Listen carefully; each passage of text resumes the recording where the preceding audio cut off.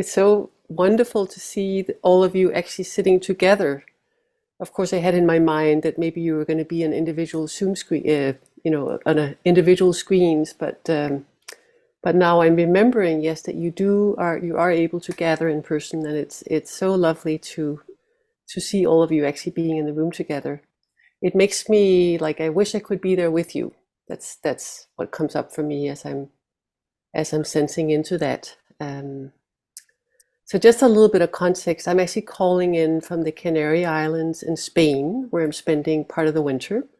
So it's late afternoon here, and if you're hearing some background noise, it's because it's Saturday afternoon in this tiny little fishing village, and all the families are gathering up on their roof terraces and having their lunch and their early dinner. So that's what's happening on my end. So just if you're wondering about the light or anything, that's what's happening here. Yeah, so it's beautiful to be here with all of you, and such a privilege to be able to meet you and share these very precious teachings of the Buddha. We're going to explore over the next 3 months the three characteristics, and we'll talk a lot more about that. But just to say welcome and thank you for inviting me. I'm really happy to be here with you. And I also want to acknowledge and say that this is actually not my preferred way of exploring teachings together. I really prefer being in dialogue with a group of people because I want to hear what you think. I don't want to just hear myself go on for 50 minutes. But as you know, this is sort of the classical way that teachings are often offered, is that a teacher will give this Dhamma talk, and but then hopefully we'll have some time to have a little bit more of a dialogue, because it's important what this stirs up in you, and what you think. That's important to me. So I want to invite you to take in as much as you can, but also think about this as a part of your meditation practice. So you might explore, like, really, what would it be like if you could sit back into your body and stay connected within your body and feel the sensation of sitting. And you could, instead of sort of like going out and trying to get all the words that I'm going to offer, if you could sit back and receive the words. So again, letting whatever words are ready to land inside, letting them land inside, and then let the rest go, and know that you'll hear these teaching many times, and some of you've already heard them, but there's always a new level. And if we really listen from this meditative place, some parts of what we share today might touch you in a different way than it has before. And this way of listening in is really aligned with the path that the Buddha was teaching. Because often when we think about spiritual practice, we think about getting something, attaining something, becoming enlightened, getting to that peace or that happiness that we all want. And as we start exploring this practice, and probably many of you are seeing this for yourself, it really is a practice of letting go. It's much more of a practice of surrendering, of letting go, of releasing into some of the ways that we are holding on to things, and the way that we are holding on to things are actually the source of our suffering, which is part of what we will explore. So just to say that that my invitation for you to listen in this receptive way, without trying to get it, without trying to get something from it, but more like how does this land inside, is aligned with the teachings of the Buddha. So as you probably know, I don't know how much is up on the website, but the idea is that over the next 3 months we will explore these three characteristics, or the three marks of existence. So today we'll dive into this truth of impermanence. The Pali word, the old language of the Buddhist text, is called the Pali language. In the Pali language, impermanence is the name is Anicca, and it's then been translated into this word impermanence. And then in February, we'll go on and we'll explore the truth of Dukkha, or the truth of suffering. And then in March, we'll look at the last characteristic, which is the truth of not self, which is also called Anatta in Pali. So these are called the three characteristics, and sometimes they're called the three marks of existence, because from a Buddhist perspective, they are really pointing to the deeper or the true nature of all phenomena. Phenomena inside of us, phenomena outside of us. When we go in just a little bit deeper through our meditation practice, what we will see is that they are all marked by these three characteristics.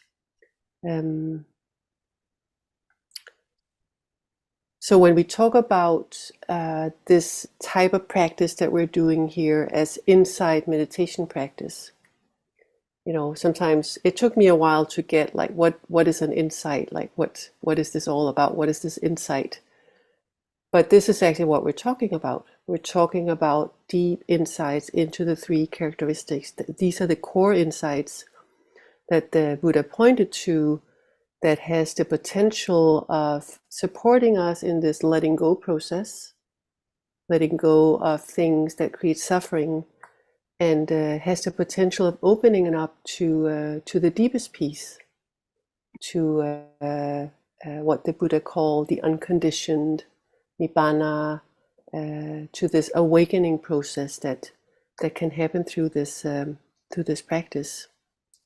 So I'm just curious, if you could just raise your hands, is there anyone that's totally new to this who have not heard about the three characteristics? I just want to see in the room. So, okay, so it looks like everybody, at least okay, I see a couple of hands there. Is that right? It's hard for me to see in the background there, but I have a sense there might be a few people. Okay, all right. Well, that's good to know, just so I have a little bit of an orientation. So again, the insights into the three characteristics is what can support us in this gradual letting go process, and can lead to this, the deepest peace, the deepest happiness that the Buddha was inviting us to discover for ourselves. And some of you may know this Thai forest monk that's called Ajahn Chah. So I'm just looking to see if I can see. Yeah, so he is within the Theravada tradition, within our tradition. There's this famous teacher, famous monk. He's not alive anymore, but he gave some pretty deep teachings. And one teaching he gave, a very simple teaching, is that he said, if you let go a little bit, you will have a little bit of peace. If you let go a lot, you will have a lot of peace. And if you let go completely, you will have complete peace. So that's a pretty simple way of saying this is the potential. We can through these teachings and through these insights, there is this potential of, at least in moments, to really put down the burden of suffering and really feel this potential of this deep peace. So the three characteristics are also talked about as gateways to liberation. So they're talked about as doors or gateways to this awakening, understanding process that can take us into a deeper sense of well-being, a deeper sense of peace. And what's really important for us to understand is that we don't need to see all three characteristics for us to have deep insights. Actually, one of them is enough. So for some people, when they sit down and they practice, and even in their daily lives, it's this quality of impermanence that really shows for them. Everywhere they look, it's like, wow, I see nothing lasts. Everything is fleeting, everything is fluctuating. So we really, that's what we become really clear about, this quality of impermanence. And then for other people, it may be more of this suffering quality where they really notice, their own personal suffering, the suffering of us collectively as a species, the suffering of the world. And that can be a doorway into a deepening understanding. And then for some people, it may be this quality or this aspect of anatta, of not self, that's really standing out to them. So although these three characteristics, often we explore them as different types of insights, they're actually much more like different facets of a diamond. Right? So if we imagine that there's a diamond here, this is the deep truth that we're opening to. But depending on what angle we look at the diamond, we can think about the three characteristics as different angles that we look at the same truth, but they are really all connected. So I wanted to share a little bit about how it was for me when I first started practicing insight meditation. And I wish I could share some kind of really glorious story, like, wow, it was so great, and I found this peace, and it was so wonderful. But actually, what is true is that it was a very humbling experience. My very first sit was a very humbling experience. So I was living in Ontario at the time with my long-term partner at that time, and I'd done a lot of spiritual type of healing work. I'd done a lot of personal work. I was working as a psychotherapist, as a psychologist, and my own sort of perception of myself was that, wow, I've got it pretty much together here. Like, my life is pretty good. My mind seems pretty calm. I felt like I was in a pretty good place in my life. But there was one problem, which was that there was a lot of conflict in my relationship with my partner. And I don't know if any of you have this tendency, but most of us do. I work as a couples therapist, so I see this all the time. So my perception was that he was the problem, that he had a lot of anger, and if he could work on his anger, he would be calmer, and then we would both be much happier. So I didn't actually take a lot of responsibility back then because I had this diluted perception of my own mind. So I was really trying sneakily to see how could I get him into, do some work on himself. And I had heard that MBSR, mindfulness-based stress reduction, was a great way for emotional regulation. But the problem was in town there wasn't any MBSR groups, but there was this insight meditation group.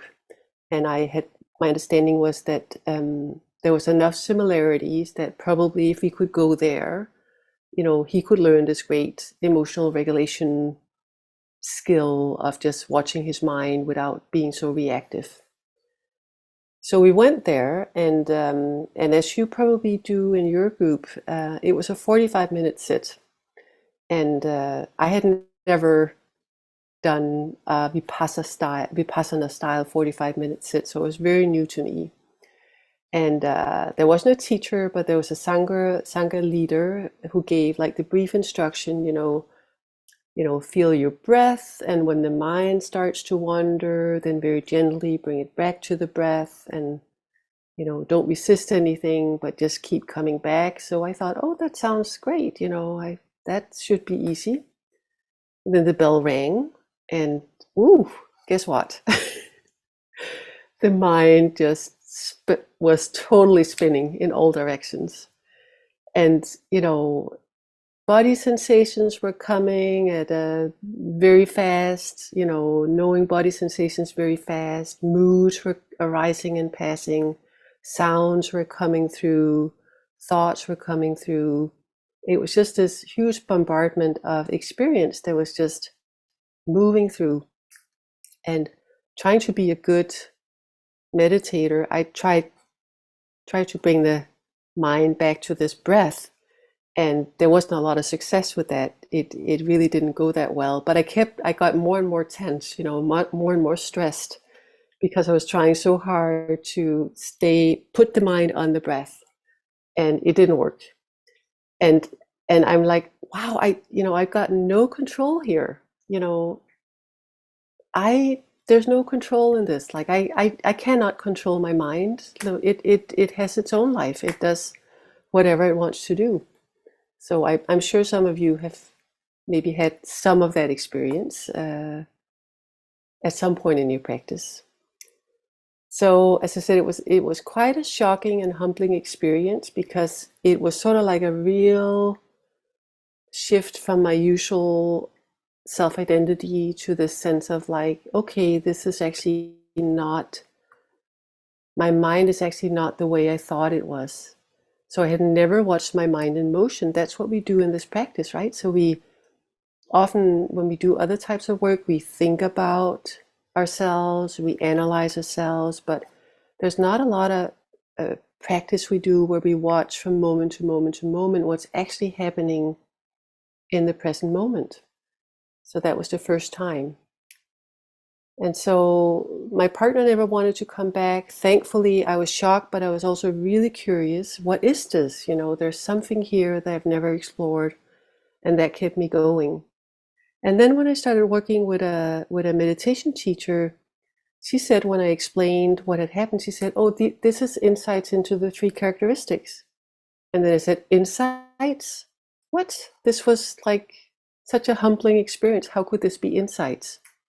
But it turned out it was, because the fact that everything was moving through and I could see the shifting and changing nature of body and mind, phenomena inside and outside, that was that insight into impermanence.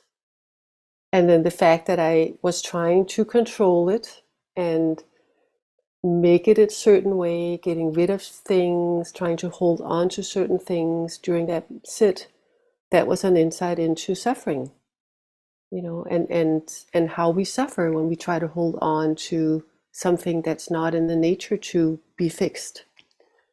And then the fact that there wasn't any self that could control this. There wasn't a Kristina that could decide, I want to have this experience, I don't want to have that experience. That was an insight into not self, or to Anatta. That there is no core inside, there's no control board that controls our experience. So I want to now go a little bit more deep into impermanence for the rest of the talk today. But again, I've already talked a lot, so taking a moment and feel into your bodies and see how it's landing, everything I've shared until now, and remembering to stay embodied if you can, as we explore this. Move around if you need to, and just, again, give yourself the gift of taking little breaks from intense listening. So while we can have openings, deep openings, these deep insights through any of the doorways, any of the three characteristics can become very pronounced for us. Impermanence is often considered to be the easiest one to connect with.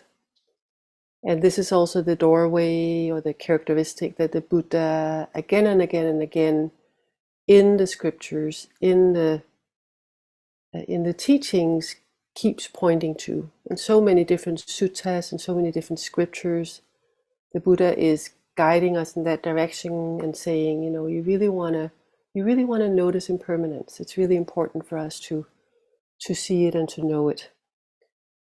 And in a really powerful quote from the Buddha, he says that knowing impermanence for just one single day is better than living 100 years without knowing impermanence. So this speaks to the importance of it, right? So just even one day, if we can touch into this impermanence, we really have learned much more than we might learn 100 years of living without touching into impermanence. So it's quite important. I think another reason why it's considered to be the easiest doorway, or it's the first one we often talk about when we talk about the three characteristics, is that we actually never need another moment than the one we're in to see impermanence. So if you just check in right now with your bodies, you might notice that just in this moment, just as you tune into this particular moment in time, your bodies might be shifting and changing. The pattern of the breath is shifting and changing, sensations in the body are shifting and changing. So this body is really in a state of flux. It's not permanent. And also impermanence, we can usually see, even from a young age, we get familiar with this quality of impermanence, right? So we can see very clearly that nothing in our lives actually stays the same. The seasons change, the days turn into night, the relationships we're in, they do change, they do transform over time. Social systems change. We can look in history, we can see, social systems has gone through a lot of change. And our bodies are changing all the time. When we grow up and we age, and we know this, right? We can track this. And when we look inside to our minds, we can also see change. We can see that the mood I was in when you started this morning is probably not the same mood that you're in right now, or the same mood you had yesterday. And you can see that the thoughts that move through your mind is not the same thought that was there just a moment ago. So, external to us, things are changing, and internal to us, things are changing all the time. So while on some level it's really easy for us to notice impermanence because it's right there, and we actually have to adjust for impermanence for us to cope at all, right? So if we didn't adjust with this law of change, this natural law, we couldn't really live, right? We need to incorporate it in our way of planning and the way that we live, that it's part of our life experience.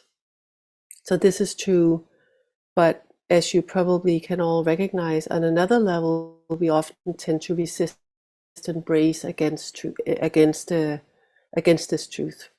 Some part of us is resisting, right? So, we could talk about many examples, but my partner and I are both in our 50s, and I know some of you may be older than that, and some of you may be younger, but something starts to happen when you're in your 50s with your body. There's a noticeable aging that starts to unfold, and it's really interesting because I'm realizing that although I've known, probably my whole life that this would happen, I've lived in the delusion that there was some kind of optimal health that one would get to at some point. If there was just enough taking care of the body, enough eating the right stuff, enough, relaxation, whatever, then at some point you would reach this peak level of health. And then I never really thought about the other side of that, but just that, there's this peak health. And now that I'm in my 50s, it's like, okay, that peak actually never happens. And right now, that peak will not happen, right? It's not going to happen at this point, because I can start seeing this aging that's happening. So from now on, this body has been aging all the time, but from now on, there is an accelerated process, which means that it doesn't matter how much I try, it doesn't matter how much my partner try, we're both going to be on a downhill slope when it comes to this aging body. And there's nothing wrong with that. This is the true nature of these bodies. They're not meant to last. They have this inbuilt aging process, and that's just the truth of impermanence. So you may have your own examples of how you resist, but we do this probably a lot on an individual level, but also on a societal level, holding on to youth, holding on to material possessions, holding on to jobs, holding on to identities, And this is all resisting the true nature of things, that anything that comes into being has the nature to also pass away, change, shift. So the Pali word for impermanence, as we talked about, is anicca. And that word comes from, the root word of that is the word nitya. So it's anicca. And the word nitya is best translated as constant or dependable. So we can think about what's the opposite of that. It's like it's not constant, it's not dependable, or it's inconstant.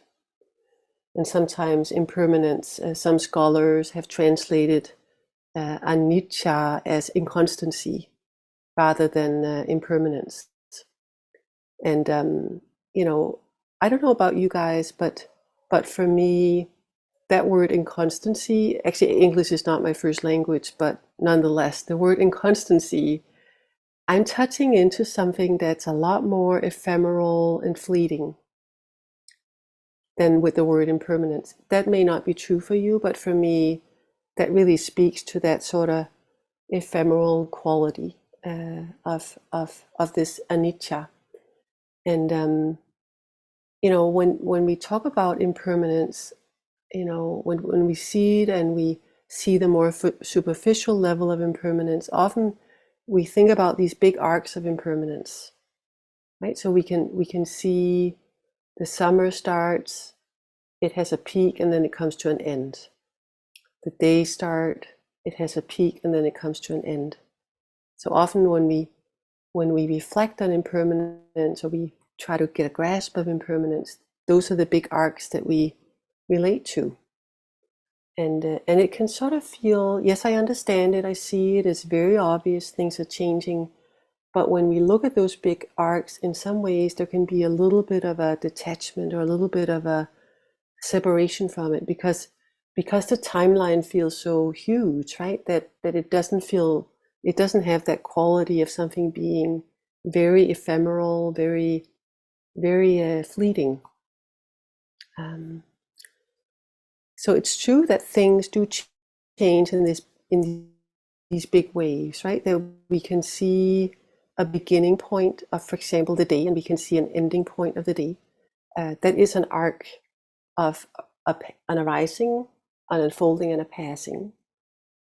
But it's also true that within that arising, that unfolding, and the passing, when we look a little bit closer and we get closer to this ephemeral nature, we can see that on a very minute level, everything within that wave is arising and passing, arising and passing, arising and passing, arising and passing. So, you know, it's sort of the difference between, at the end of the day, say, yeah, I know this day passed, I know it started and it ended. And us, if we imagine that we sat outside all day and we watched the day from the beginning to the end, and we saw the light change, we saw the temperature change, we saw cloud formations come and go, we saw weather patterns come and go, we felt our own bodies in relationship to the day unfolding. That's getting in touch with that much more minute, detailed particle level of impermanence. So, as I said, I'm here on this beautiful island where it's really dry. It's sort of like a volcanic island. So there's a lot of volcanic rocks, and I picked up this rock. Can everybody see this rock? So sort of, I think it's a volcanic rock. I'm not totally sure, but that's what I'm making it out to be. And when we look at this rock, right, it's like, wow, it's really solid. You know, it's really hard. You know, it's like, yeah, I know in a million years this rock probably won't be here, but it will be here tomorrow, right? I'll definitely outlive the form of this rock, is my own idea of this rock. So although I know it's impermanent, I somehow relate to it as, you know, it's going to be around forever. I'm not really relating to this rock as impermanent. And yet we can see that it's been close to the ocean. I picked it up on the beach, right? So it's been shaped by the waves. It's like a rolling stone, you know, it's been shaped by the waves. And so it has been already the outer form of it has transformed. And if we could actually look on the atomic level of this rock, we would see that it consists of these tiny little particles that are all in flux, that are just moving. So even though it feels incredibly solid, on a minute atomic level, it's not solid at all. It's actually in constant flux and constant movement. And of course, this is true of all forms, including our bodies. Our bodies are also in a constant flux, cells, being renewed. And so all forms are, really shifting and changing all the time.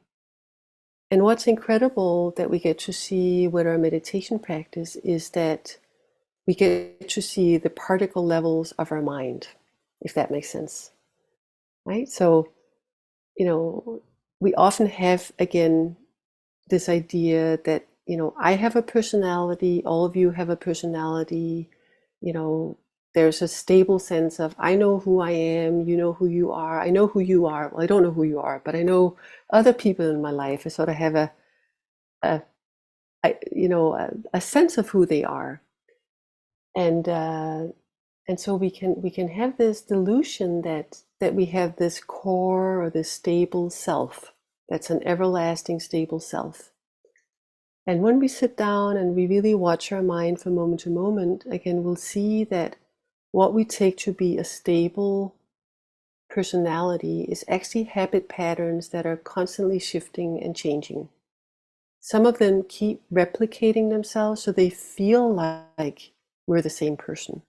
But when we actually look, what feels like the same person is this repetition of certain habit patterns, what the Buddha called the sankharas.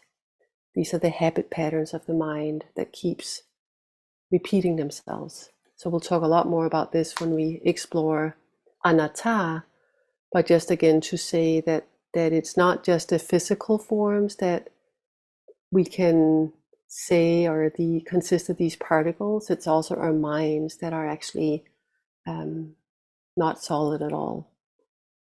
One image that I often work with is the image of a sandcastle. So we can make a sandcastle, right? And it has a form, it has a shape, and it's a little bit stable. But as soon as there's a wind or there's a wave coming in, that sandcastle is really going to erode and fall away. And in some ways, that's how things are. They are tiny particles that create a form, but they're not. It's not in their nature to stay a certain way. So before we go a little bit deeper into how we might open to this, or what it looks like when we start opening to this, and actually what is the, if this sounds depressing to you, I hope it doesn't. It's good for us to remember that this is a doorway to peace and to happiness, right? So this is where this is leading.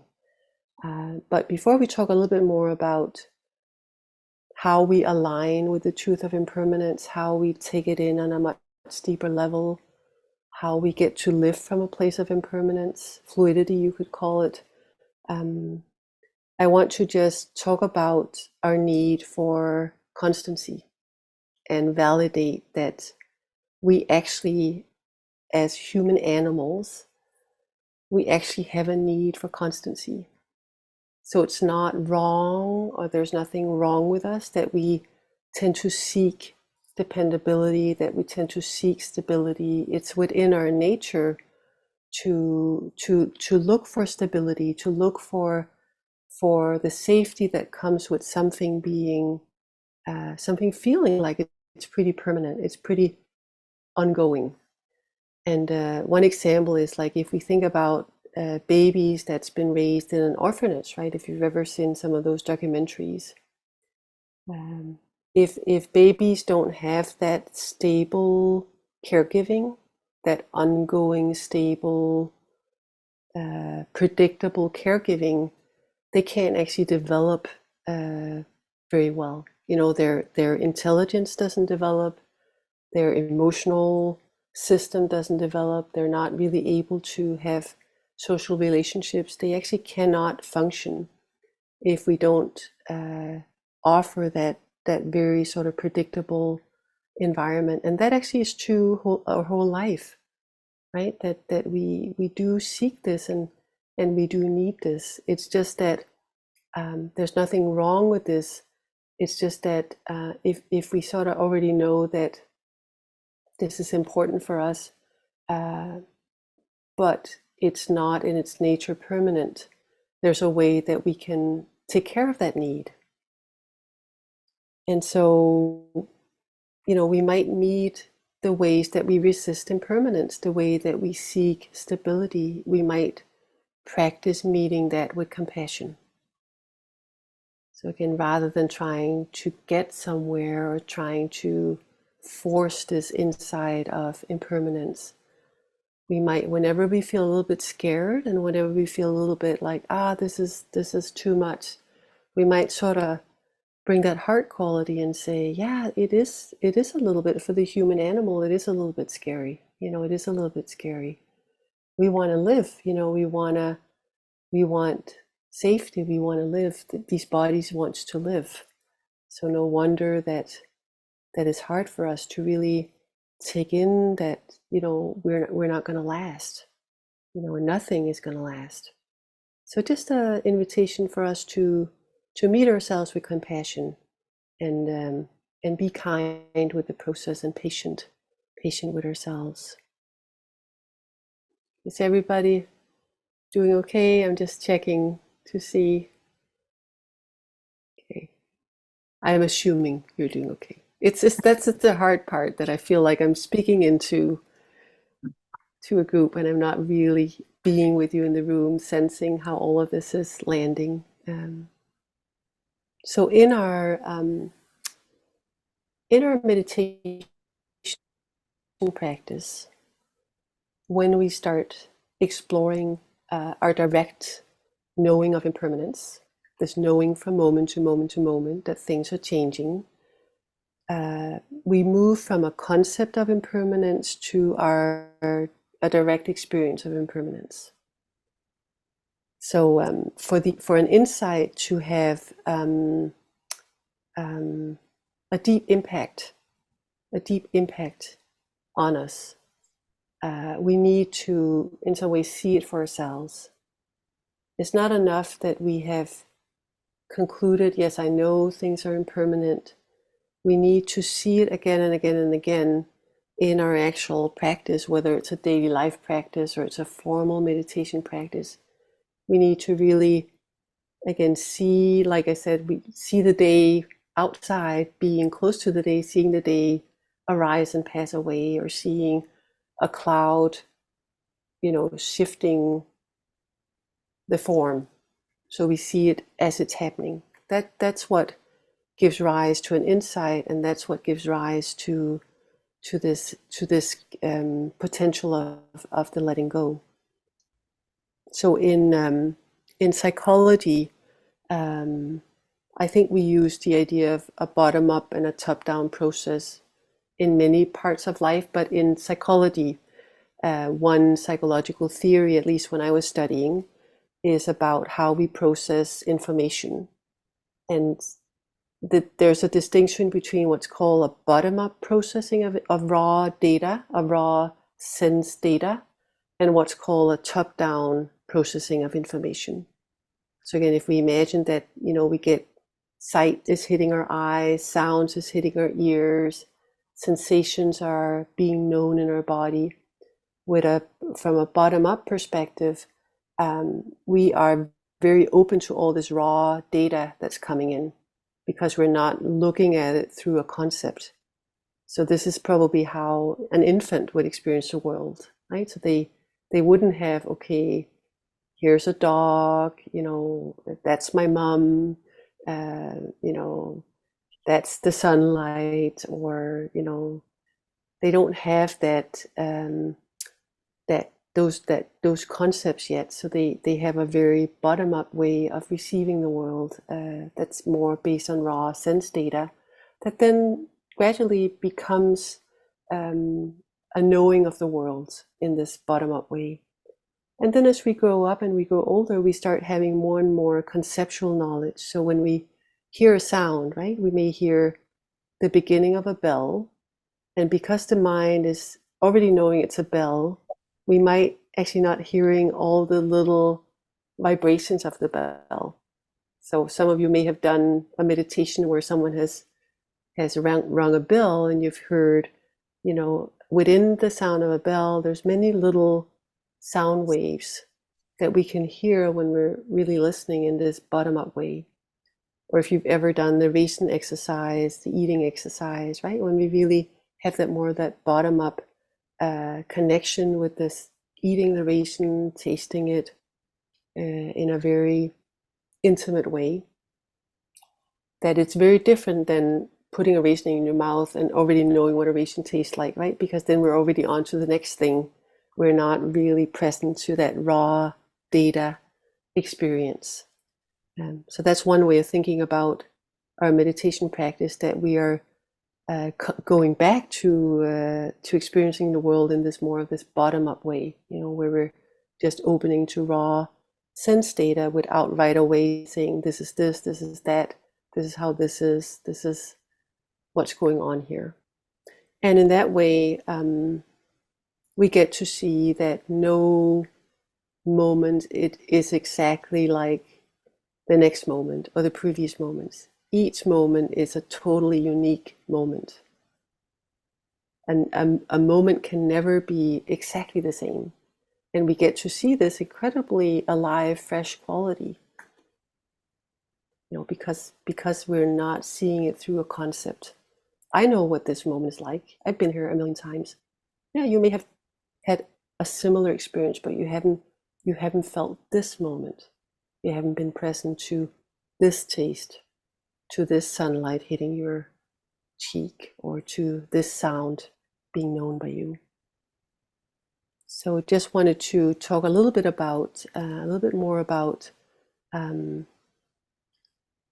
the opening to this truth of impermanence.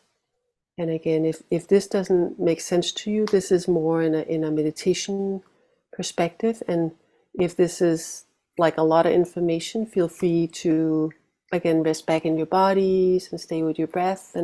But for some of you, this may be interesting information. So wanted to talk a little bit about what in our tradition is called insights into the arising and passing nature of reality. So that is that sort of deep, bottom-up familiarity with impermanence.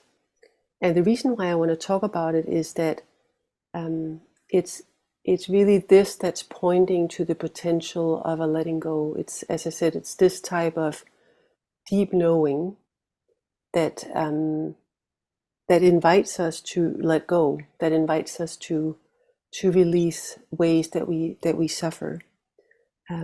So within our insight meditation tradition, often we talk about that one of the first sort of deep insights into impermanence is that we start noticing that all the beginnings of phenomena, all the new beginnings, all the arisings of phenomena.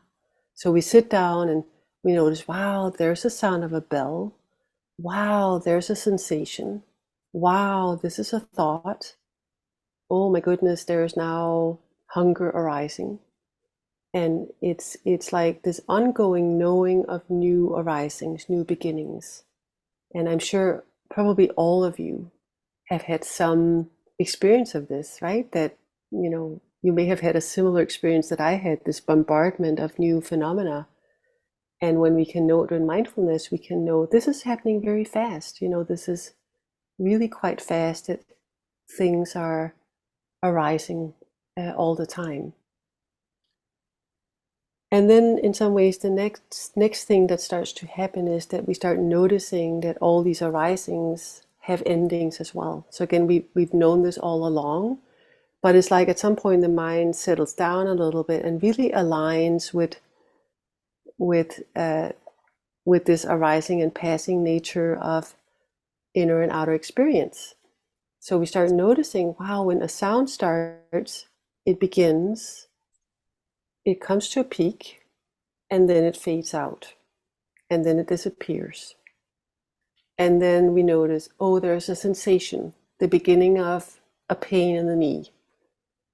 It comes to a peak, it has a intensity to it, and if I can sit with it without necessarily reacting to it, it fades out.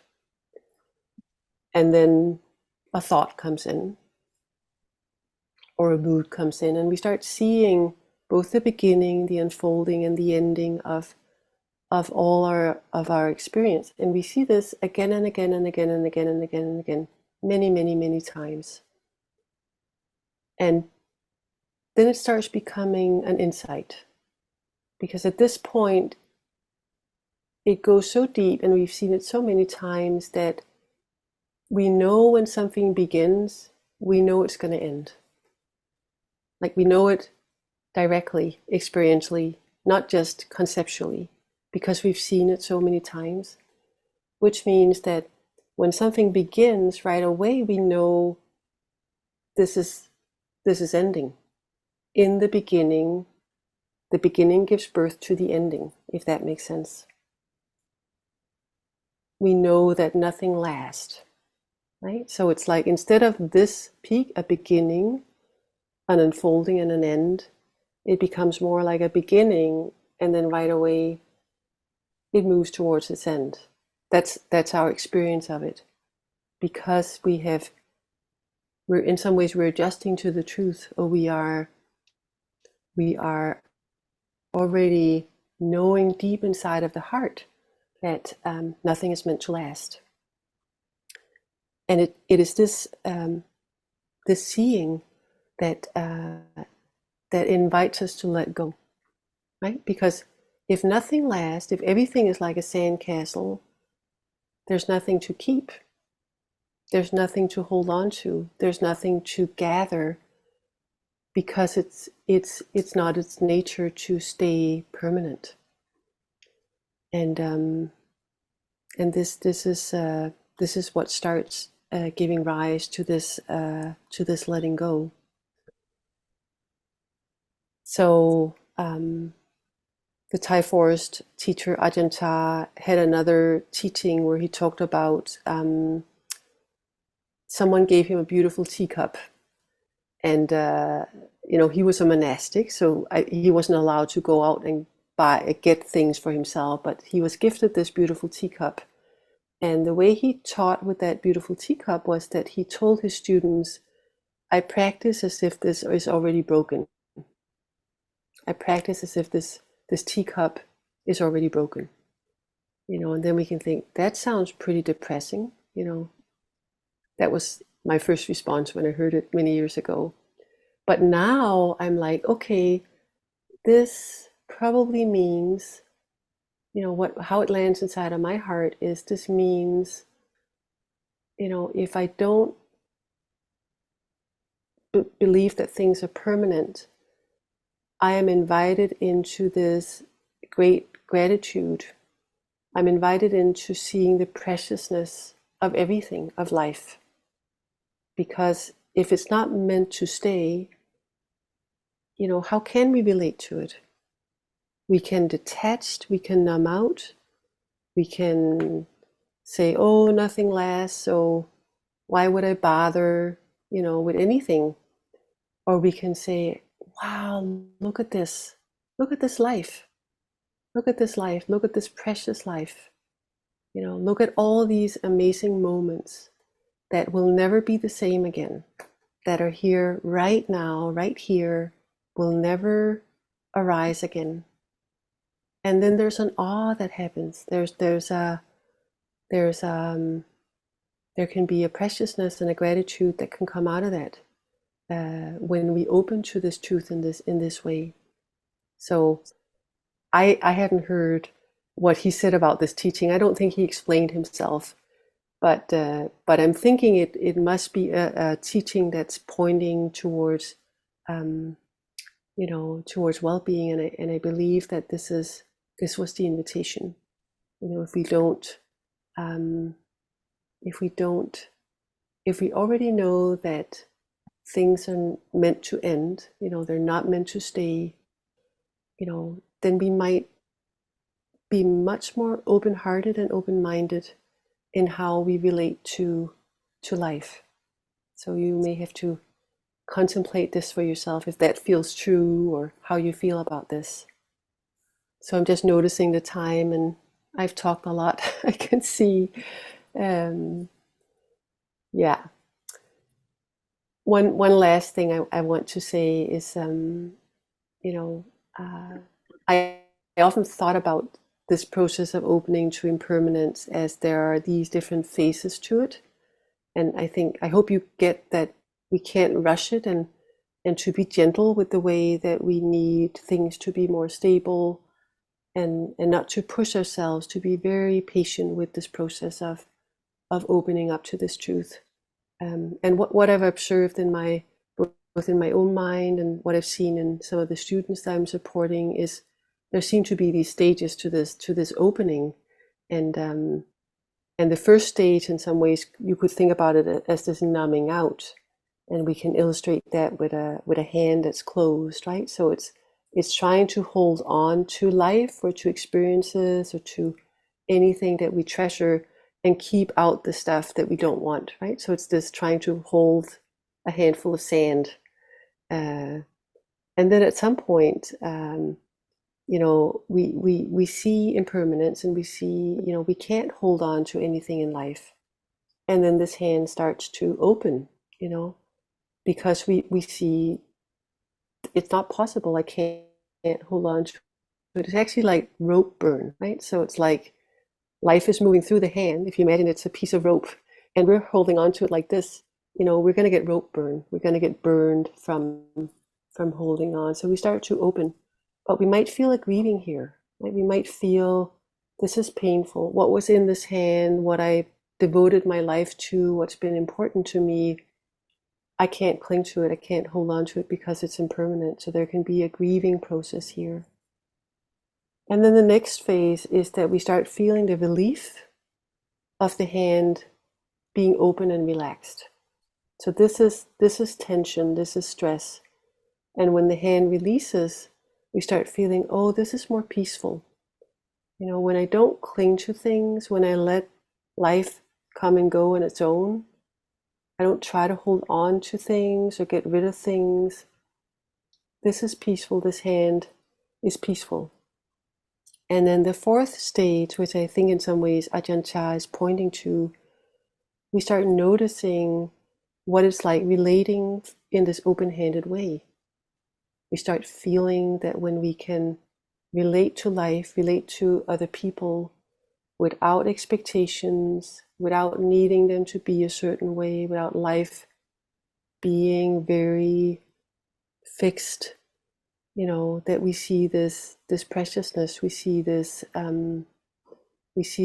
freshness, we see this beauty that life has to have, when we approach it this way. So, and that's very freeing, and so there's that possibility for us. And often we move in cycles, so it's not like a one-time thing, but we might come back to those phases again. So thank you for listening, and let's just take a moment and just let those words, uh, settle, and again, feeling into your body. And if it feels good, just finding your body and finding your breath, releasing all the words, letting them come to a natural end.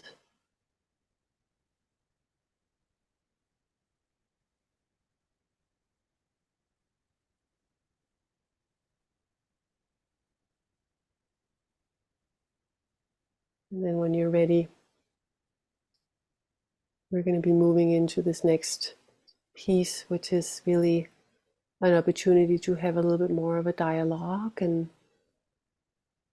ask any questions, or again, check in with yourself and see, are there anything that feels really important for you to know about impermanence that was stirred up for you in this talk. Just to say, when we do the guided meditation, I will give specific guidance for how to work with this in your sitting practice. So for right now, it's just anything that came up in the talk that might be a curiosity for you. So, are you ready for another sit?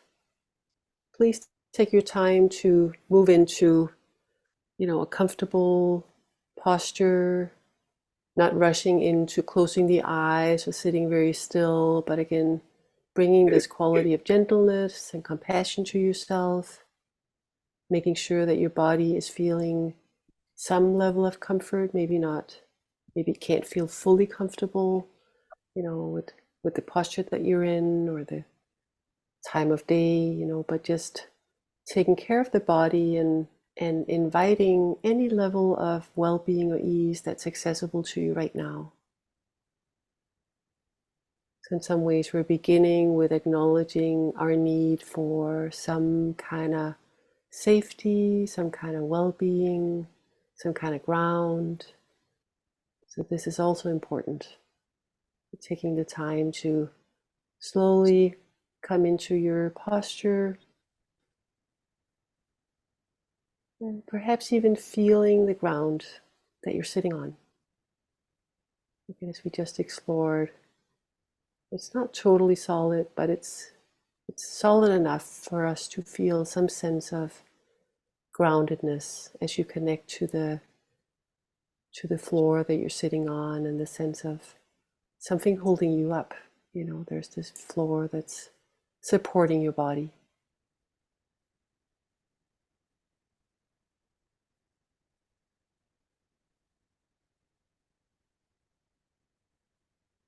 And again, letting the mind maybe be a little bit, maybe it's still really active from all the talking, there's thoughts moving through, so not right away asking the mind to be very quiet, but maybe more imagining that you could give your mind a big pasture, so don't put it in a small place right now, but give it place to roam a little bit, and so that you can just gently start, letting the mind settle whenever it's ready, but not forcing it to settle.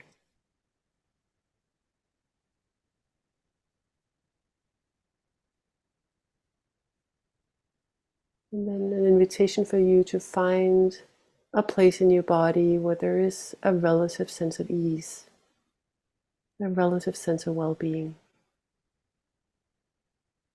Maybe it's the posture itself, the sense of sitting.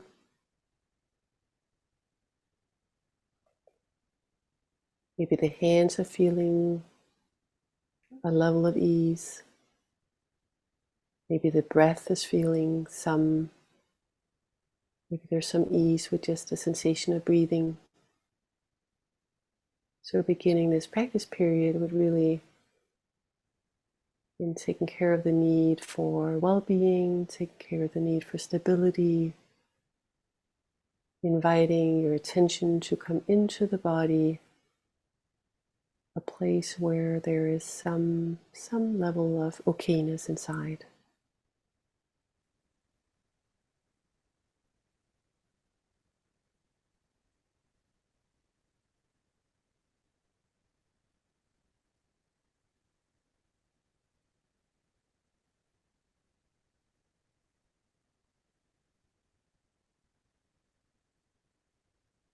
And if it's comfortable for you within this overall feeling into your body, you might start noticing how the body is breathing.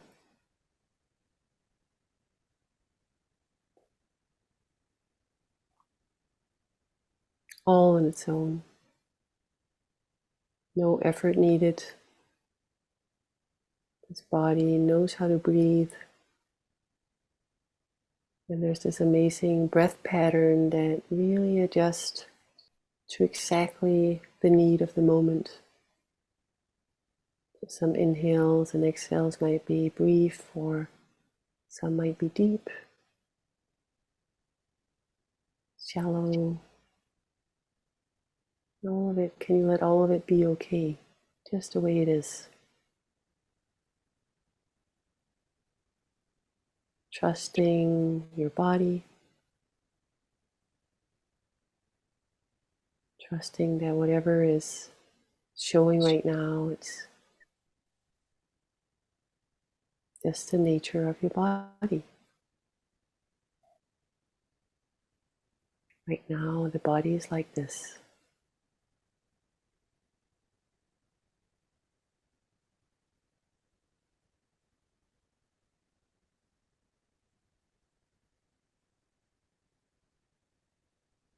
If the breath, for some reason, doesn't quite feel like a place where you can rest your attention, you might experiment with opening to the sensations of your hands, resting in your lap, or holding each other, or maybe just the overall experience of the body sitting, or even noticing sounds coming and going.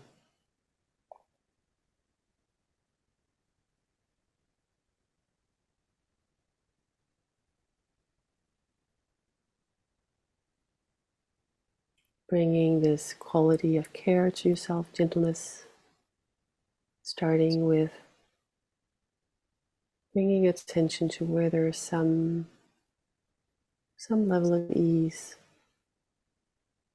Okay, right here I can rest a little bit. It's okay to feel my breath. It's okay to feel my body. It's okay to just listen to sounds.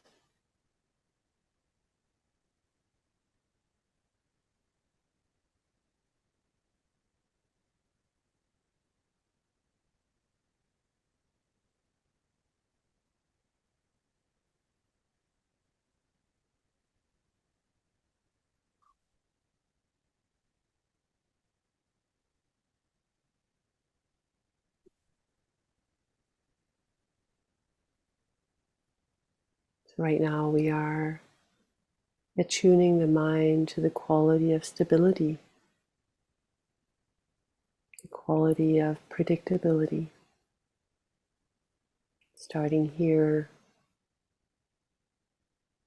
perhaps feeling that there's a rhythmic quality to your breath, a repetitive, rhythmic quality to inhales and exhales.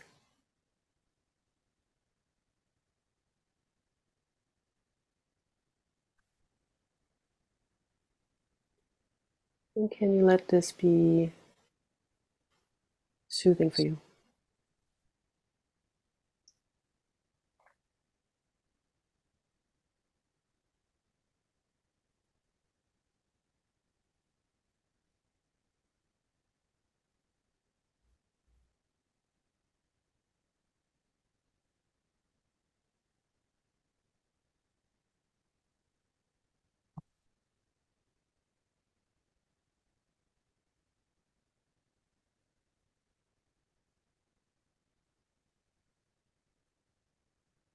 Now beginning to notice that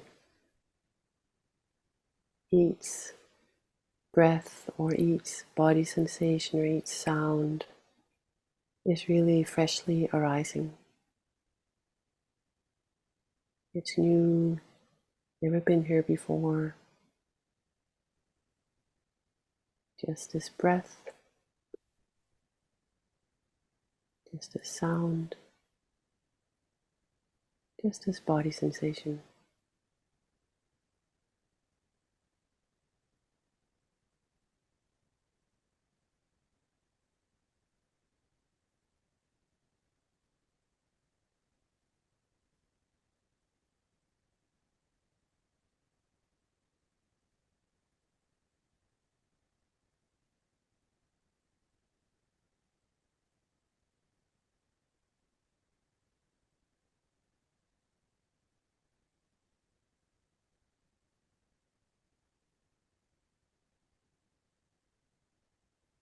Not needing to see every fresh moment always the possibility of coming back to sort of that quality of repetition, the quality of stability, the quality of rhythm.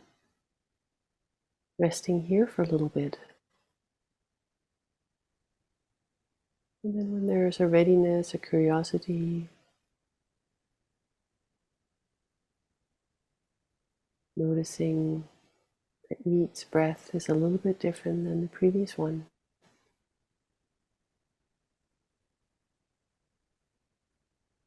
Never been here before.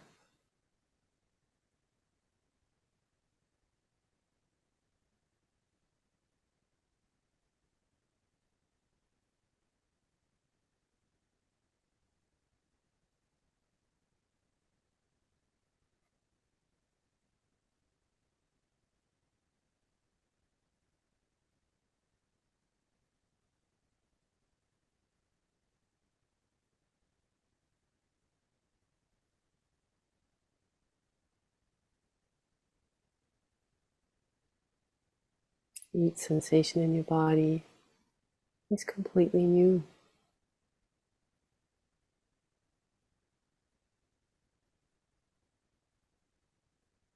And can you sense the aliveness of this?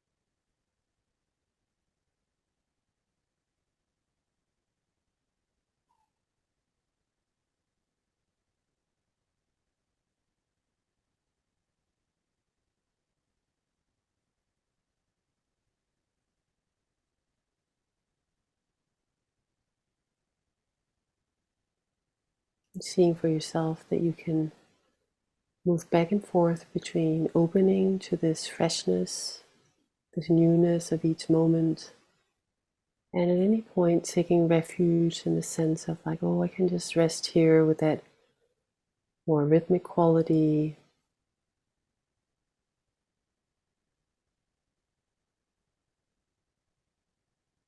that sense of stability, that sense of ongoingness of experience.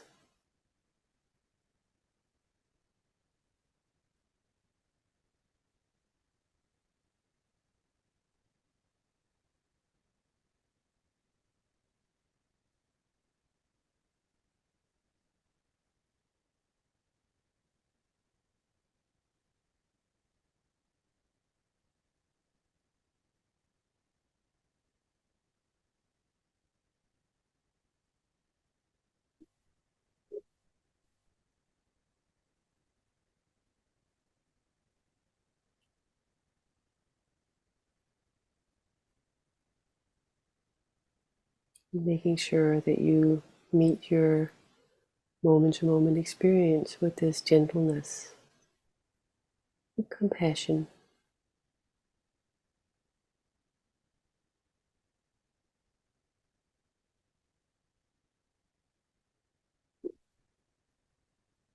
Patiently opening to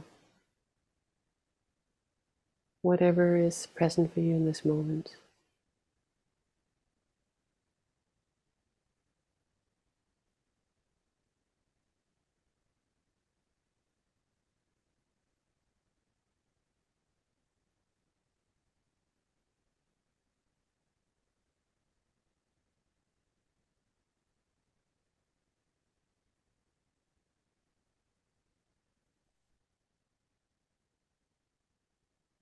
There's always a possibility of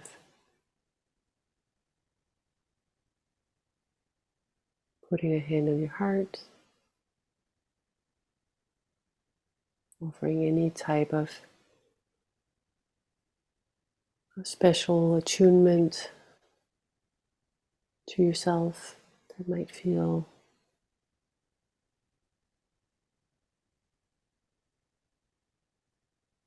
appropriate in this moment.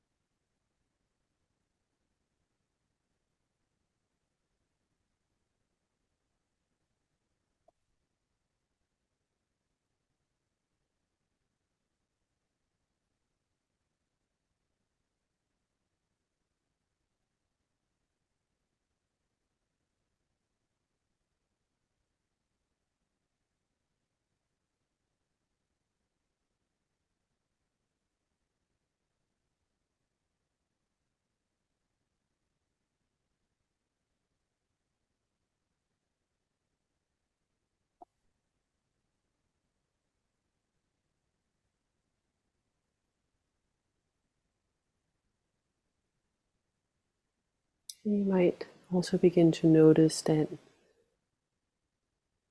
each breath, each sensation in the body, each sound also has an ending.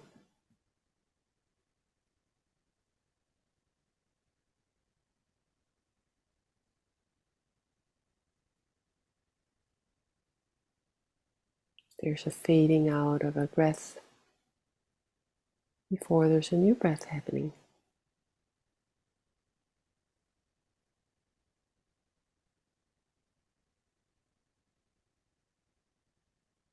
And again, without forcing attention to rest here, inviting yourself to also know the ending of a breath, the ending of a sensation, the ending of a sound.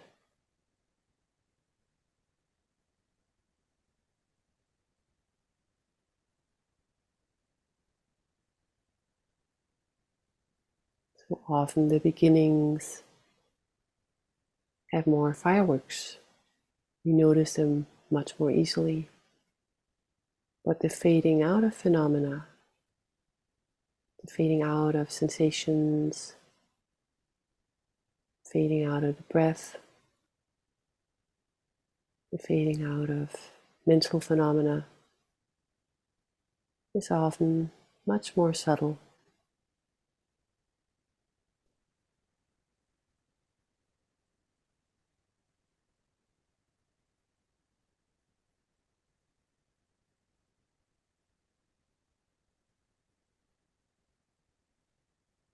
What happens right when there's been a peak of an inhale and it then fades out? And there's a little pause between the ending of a inhale or exhale and then the next breath.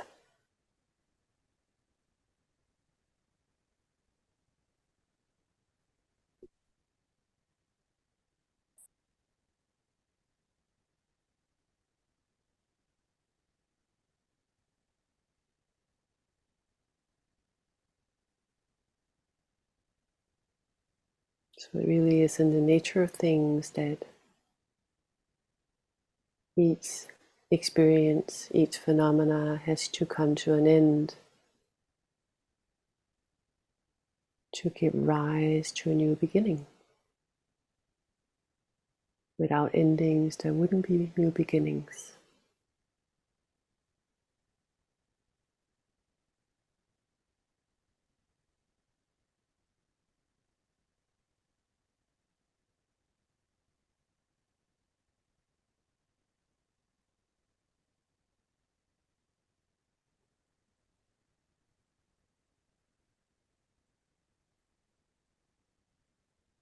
And often we tune out here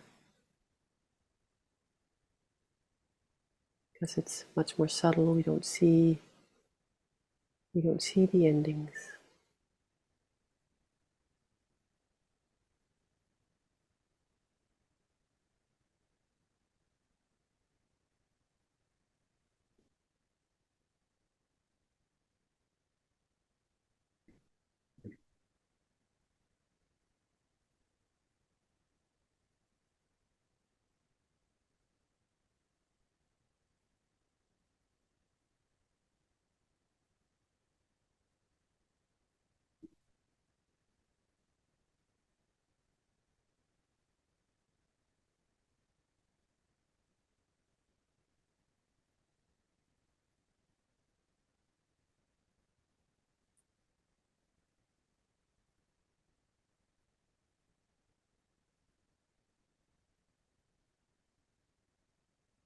Again, at any time, just becoming very simple.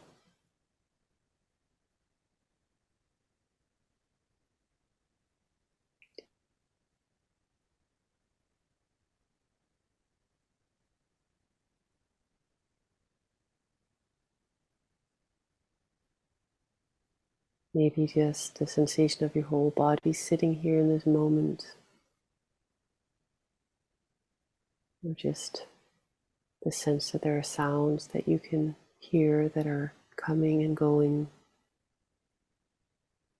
or again, that experience of the breath moving through your body, not needing to know the impermanent quality of it, but tuning into that sense of familiarity, repetition, rhythm,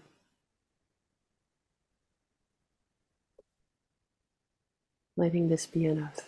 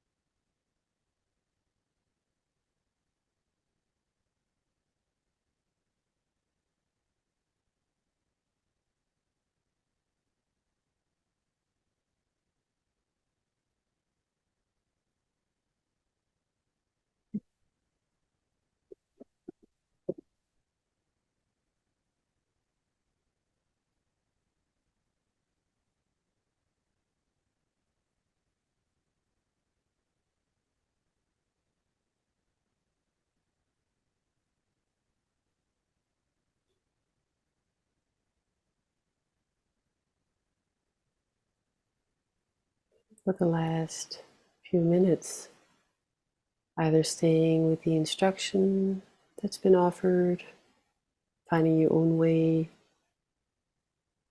taking what's been useful and staying with your own way of practicing.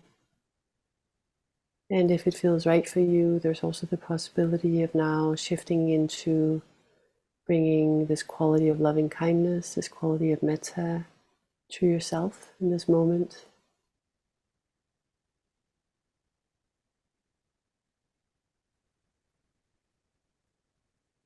One way is that you can experiment with infusing your breath with this wish that you may be well, this wish that you may feel ease, this wish that you may feel a sense of peace in your mind and in your body.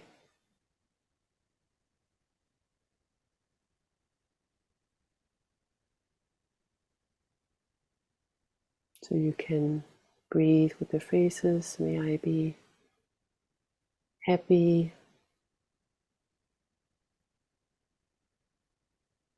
may I experience a sense of ease,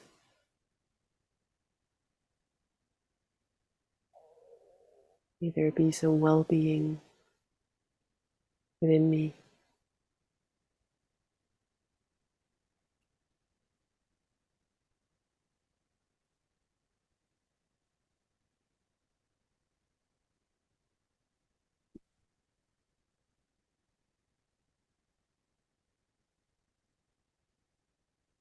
And with your breath, if this feels right for you, imagining that you can circulate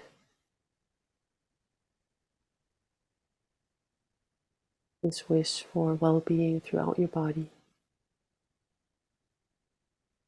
So in some ways, breathing in with loving kindness, and on the out breath, circulating that wish throughout your whole body.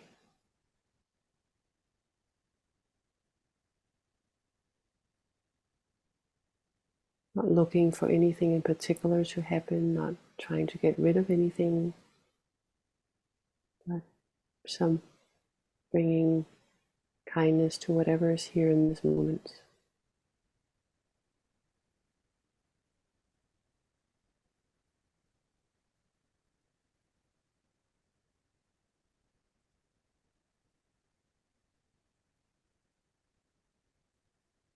And then if it feels right for you, you may experiment with extending those wishes of well-being to your Sangha, to your community that you're sitting with in this moment. Checking in with yourself, does that feel like a good choice for you right now? And only going ahead with it if your own intuition is feeling good about it. So trusting that. And if it feels right, just including everybody here in the room. Everybody here feel a sense of well-being. Everybody know some level of safety, inner and outer safety.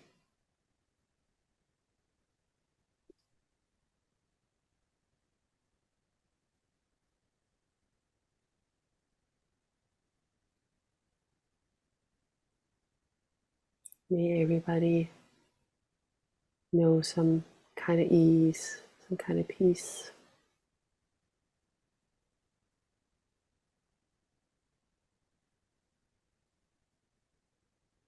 So some of you may already be familiar with this principle of dana, which is in some ways a principle around donation. So this is how these teachings have been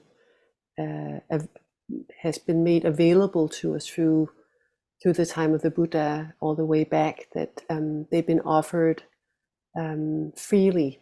That's sort of part of these teachings, that there is no cost involved. They're considered priceless. So they are really offered totally freely to anyone that wants to listen, and that goes for today as well. That this is an offering to you, and there is no expectations of giving anything in particular back to teachers that are offering teachings. And if it wasn't because there was this exchange through these thousands of years of someone offering teachings and students, feeling called to offer something back, the teachings probably wouldn't have survived. So for many teachers, and that this is including myself at this point, our livelihood is really on this dana basis, this donation basis. So we are able to offer the teachings to you and to others based on the whatever support that students are feeling called to offer. So again, this is not for you to feel pressured. I often invite people to think about, if they don't feel they want to offer something back to a specific teacher that they have received teachings from, to think about how might you bring this forward in your life, right? How is there a way that you could also give to the particular teacher or to someone else in your life, so that this what can I say, this pattern of receiving and giving can continue. So that's basically what I wanted to say about that. Yeah. So good to be with you. I see someone waving in the back. It was very good to see you all, and take good care, and hope to see you in about a month.